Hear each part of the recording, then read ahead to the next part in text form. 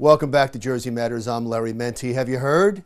The SATs have been canceled. So what are students hoping to go to college supposed to do? And are colleges worried about a decline in enrollment? Our Kimberly Jade looks at both sides of the issue.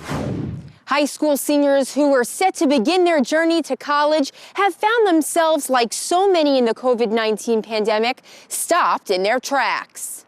Technically, one test has been canceled for May, one is still on the books, but that could have to get moved as well. I envision students will have multiple chances in the summer. A director of one SAT tutor company tells me that the SATs will happen eventually, and honestly, his business is still in full swing. Kimberly, it has not changed greatly for our students, and that's because at least half of them who've done private tutoring have done it online. It's not that different from what they've experienced learning or practice testing. So what can parents and students do to keep kids on track while they are homeschooled? So we can work through problem set after problem set. We can give explanations. We can give strategies. But when the SATs do come around, how can we prevent students from cheating if they're at a home computer? It's doable with human monitors. So just as you're kind of monitoring me, you're checking out what's in my background.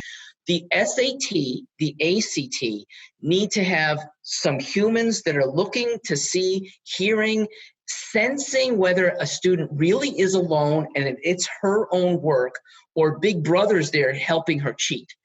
The universities in New Jersey are also facing some major changes when it comes to admission. One Monmouth University admissions officer explains. More than 60% of the students who attend those events end up coming to Monmouth. So you can imagine how the news that we would have to run these virtually impacted us. Although the schools are using virtual tours to entice students to come on board, Dr. McCaig feels it really doesn't do it justice. Folks and try to feel a fit with us. They try to see if they can see themselves at our university. That moment where they said, this is it. This is where I feel like I belong. But Mark from Ivy Bound believes students do have plenty of time. It'll change the timeline slightly because there's some spring tests that need to be done in the summer or even the fall. But admissions go on from September all the way until January.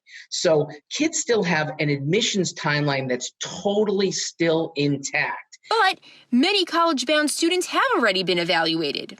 SAT and grades is for the next cycle, next fall, because all these students had already been evaluated.